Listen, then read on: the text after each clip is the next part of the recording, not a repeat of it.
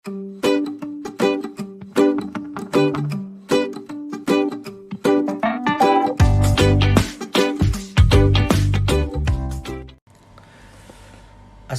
warahmatullahi wabarakatuh. Kembali lagi dengan saya Raihan Muhammad Rizky. Teman-teman bisa panggil saya Raihan. Pada kesempatan kali ini saya akan memperkenalkan kepada teman-teman tentang sumber-sumber hukum positif.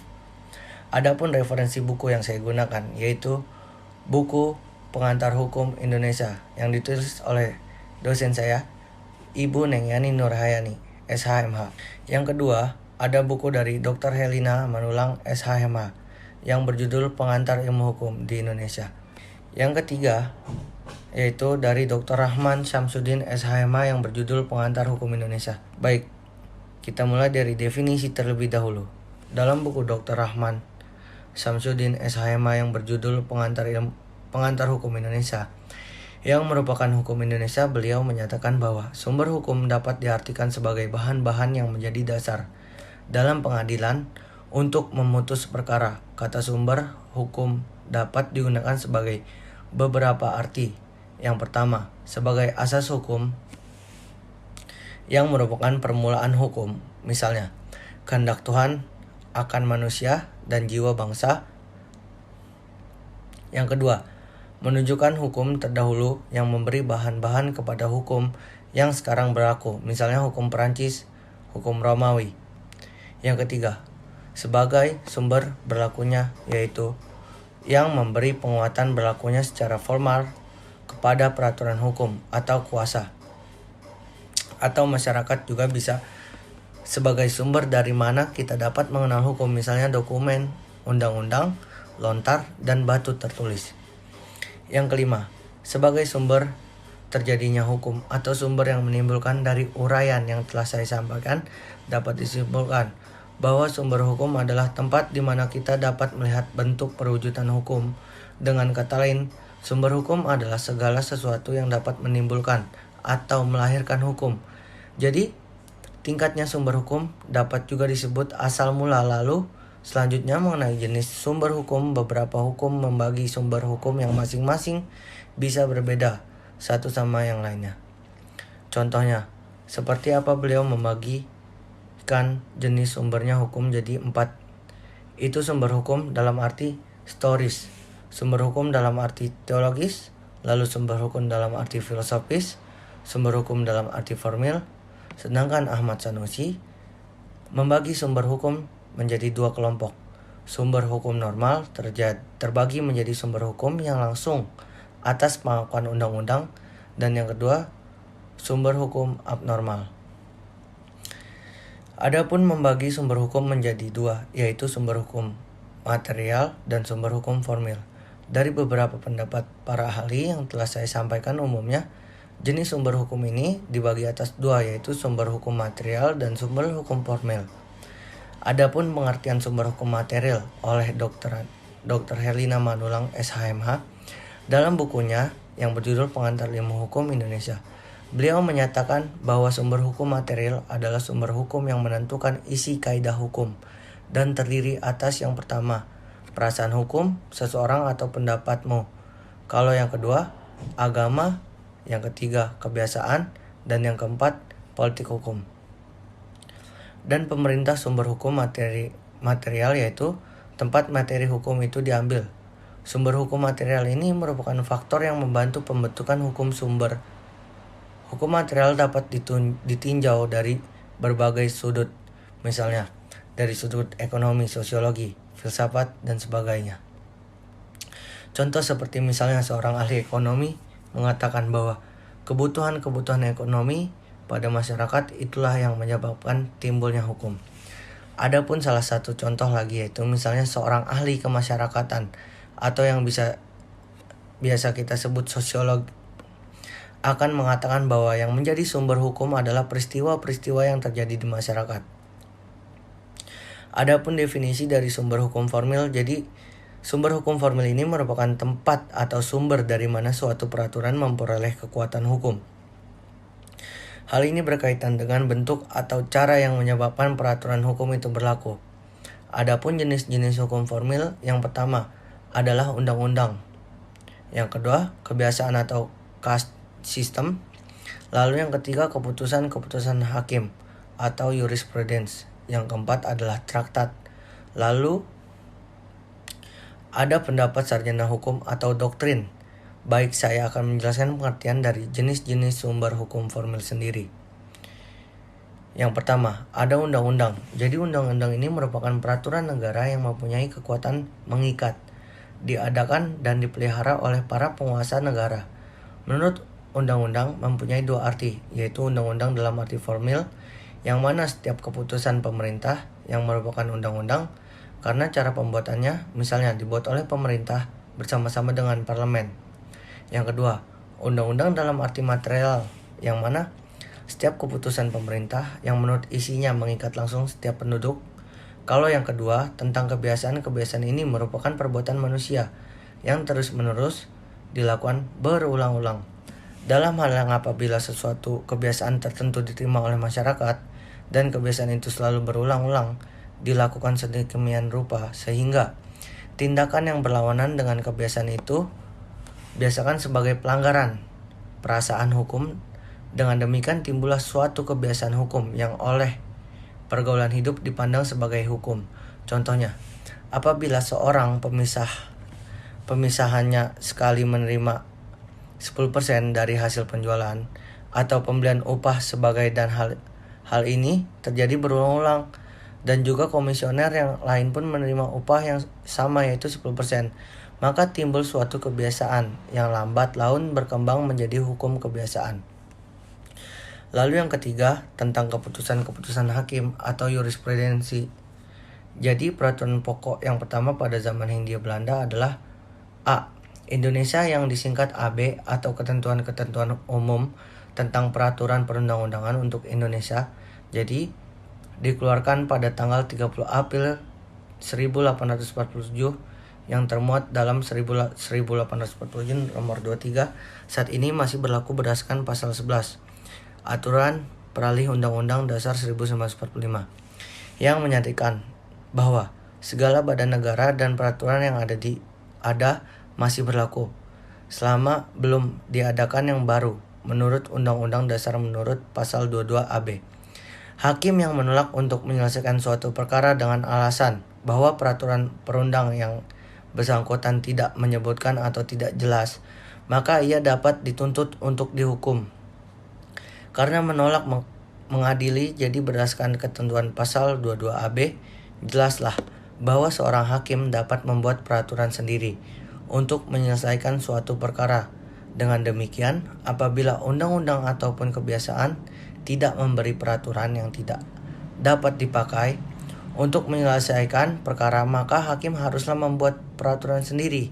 Keputusan hakim yang berisikan suatu peraturan sendiri berdasarkan wewenang yang diberikan oleh pasal 22 AB menjadi dasar keputusan hakim. Untuk mengadili perkara, keputusan hakim tersebut akhirnya menjadi sumber hukum pengadilan yang disebut jurisprudensi. Jadi, jurisprudensi adalah keputusan hakim terdahulu yang sering diikuti dan dijadikan dasar keputusan oleh hakim lainnya. Mengenai masalah yang sama, kalau yang keempat mengenai traktat. Jadi apabila dua orang mengadakan kata sepakat atau konsensus tentang suatu hal yang mereka mengadakan perjanjian, akibat perjanjian itu adalah kedua belah pihak terikat pada isi perjanjian yang telah disepakati. Hal ini disebut juga dengan fakta sunt servanda, yang diartikan bahwa perjanjian mengikat kedua belah pihak yang mengadakan, atau setiap perjanjian harus ditaati atau disepakati. Perjanjian yang diadakan oleh dua negara atau lebih disebut perjanjian antar negara ataupun traktat-traktat, juga mengikat warga negara dan warga negara yang bersangkutan dalam perjanjian internasional. Jika hanya dua negara disebut traktat bilateral. Misalnya, perjanjian internasional yang diadakan antara pemerintahan Republik Indonesia dan pemerintahan Republik Rakyat Cina tentang dui kewarganegaraan jika diadakan oleh lebih dua negara disebut dengan traktat multilateral. Misalnya, perjanjian internasional bersama negara-negara di kawasan ASEAN.